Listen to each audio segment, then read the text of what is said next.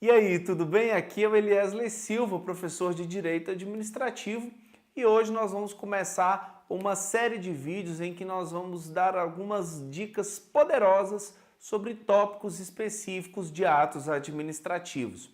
Eu não sei se você teve a oportunidade de participar da enquete que eu fiz com os meus seguidores do Facebook. Se você não é ainda um desses seguidores, procure prof.eliesley Silva, faça essa busca no Facebook, você vai encontrar minha página, curta a página e coloque lá para ver primeiro as minhas publicações, então você vai ficar por dentro de tudo que nós estamos fazendo. E aí, na semana passada, eu lancei a seguinte pergunta: qual é o tópico em atos administrativos no qual você tem mais dificuldade?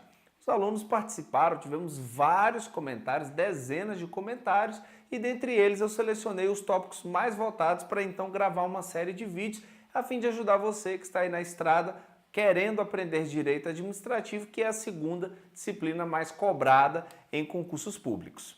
E curiosamente, um dos tópicos que os alunos muito apontaram foi o conceito dos atos administrativos. Professor, afinal de contas, o que são atos administrativos?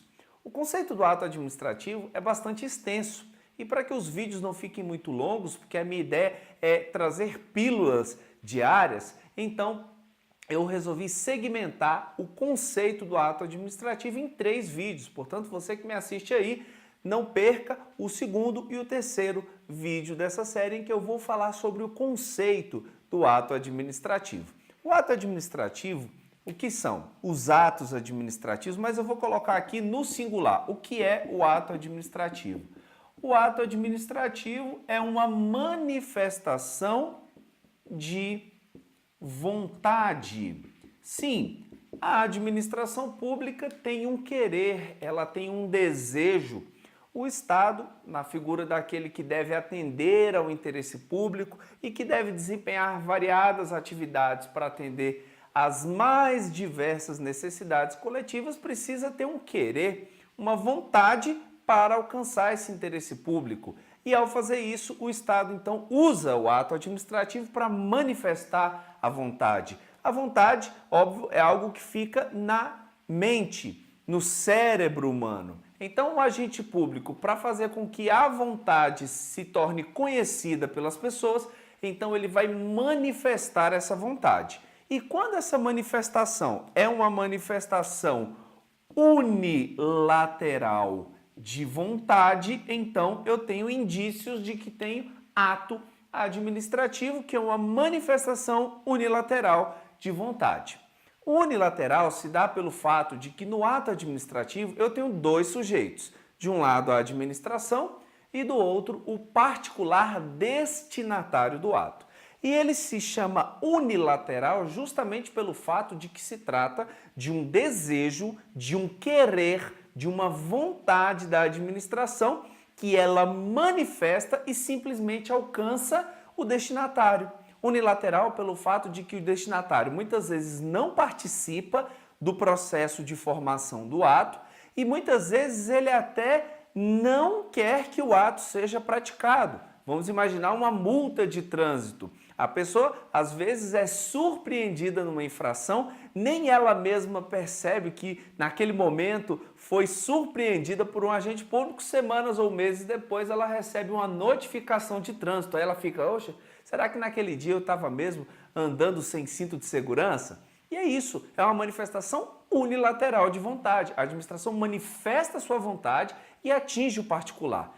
Este não necessariamente participa do momento inicial dessa formação de vontade e muitas vezes ele também não concorda, mas mesmo assim é atingido pelo ato administrativo. Se você ainda não entendeu, eu vou dar uma última exemplificação. Eu diria que o ato administrativo, como manifestação unilateral, é como uma paixão não correspondida. Você tem a pessoa de um lado, uma outra pessoa do outro, e esta aqui está apaixonada. Esta outra não sabe que essa paixão existe, ou muitas vezes se sabe, não quer que ela aconteça, mas mesmo assim isso não impede que este ser aqui seja apaixonado por este outro, porque é unilateral, é aquela coisa que parte de mim e alcança outra pessoa, mesmo que ela não saiba, mesmo que ela não concorde, o sentimento mesmo assim existe. Esse é o ato administrativo. A manifestação de vontade da administração alcança o destinatário, por isso se dá unilateralmente. Agora, quando há um acordo,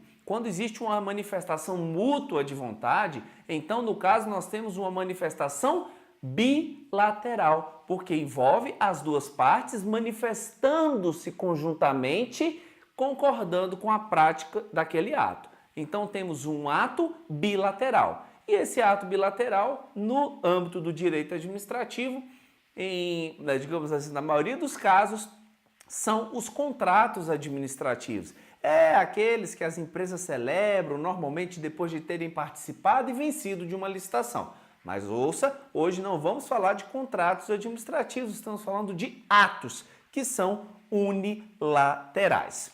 E o último ponto que eu queria destacar é o seguinte: se o ato administrativo é uma manifestação de vontade, o silêncio pode ser considerado como ato administrativo? E esse é um tema que o CESP nas últimas provas tem tido assim um gosto especial, porque tem sido bastante cobrado.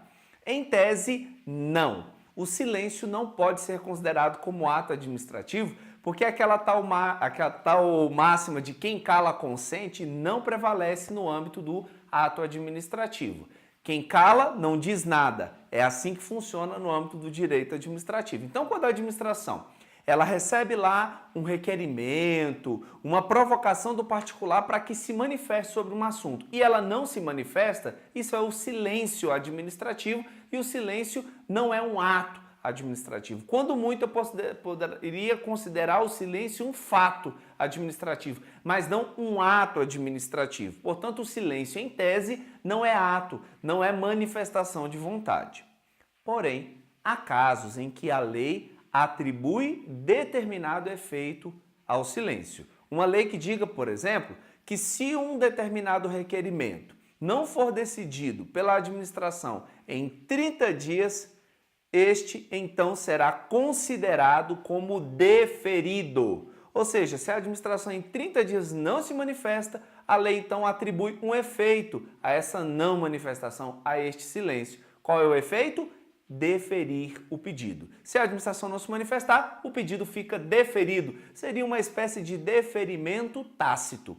Aí sim, quando a lei estabelece um efeito ao silêncio, então este silêncio vai sim configurar um ato administrativo, não por força da administração, mas por força da lei.